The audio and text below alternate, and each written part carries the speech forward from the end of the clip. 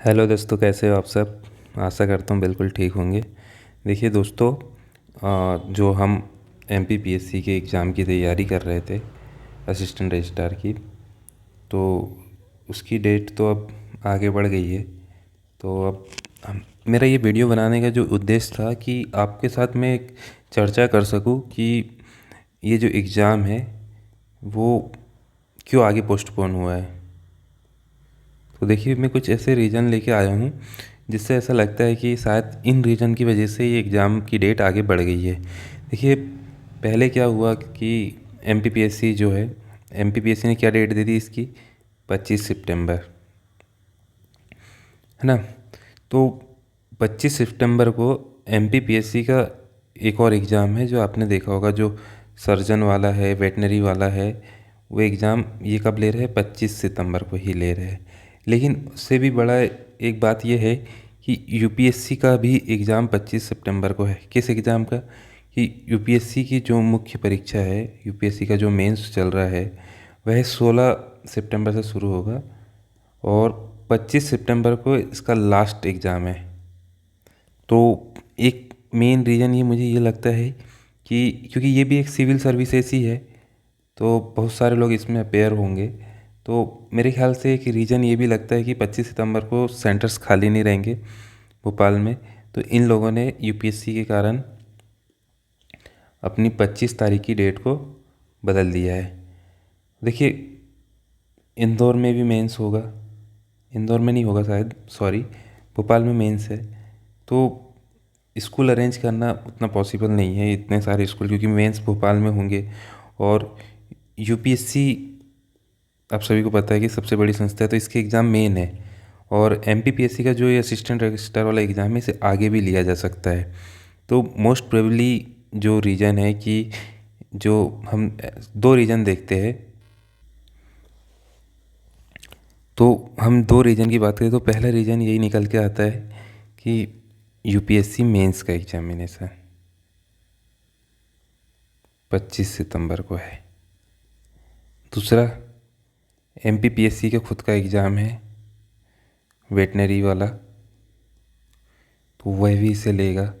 तो देखिए, ये दोनों एग्ज़ाम जो है बहुत महत्वपूर्ण एग्ज़ाम है। और इसके कारण मुझे लगता है कि इन लोगों ने डेट को पोस्टपोन करी है। और मुझे एक ये भी लगता है कि इन लोग की पूरी कोशिश रही होगी कि 25 तारीख को एग्ज़ाम करवा ले।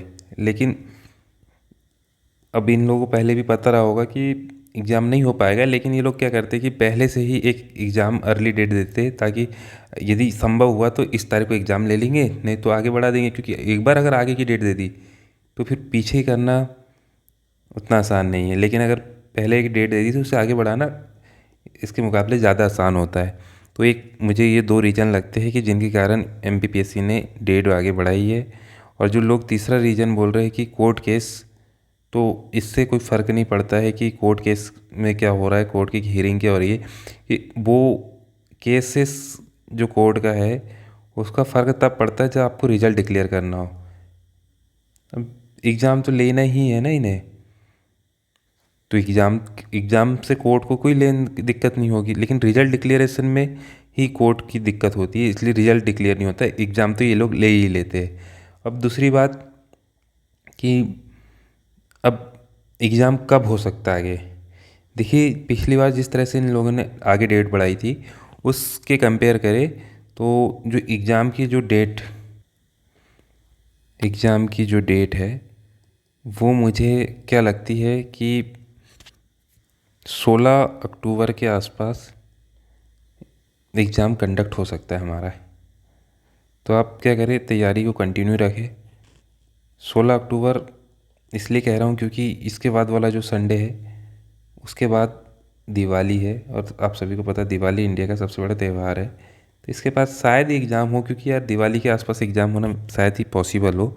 तो क्योंकि स्टाफ भी अपने अपने घर जाता है, तो जो आप ध्यान रख के चले कि आपका एग्ज़ाम जो है 16 अक्टूबर को हो सकता है। तो आप 16 अक्टूबर की तारीख मान के आप तैयारी करें। और इस डेट को एग्ज़ाम हो गया तो बहुत ही अच्छी बात है। और रही पोस्ट वैकेंसी बढ़ने की, तो मुझे लगता है कि वैकेंसी ज़रूर इंक्रीज होगी।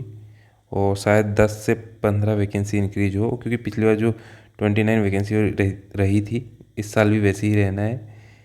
तो इस वीडियो में बस इतना ही। प्लीज़ वीडियो को सब्सक्राइब करें और वीडियो को लाइक करें एंड चैनल को सब्सक्राइब करें। Thank you guys, thank you so much.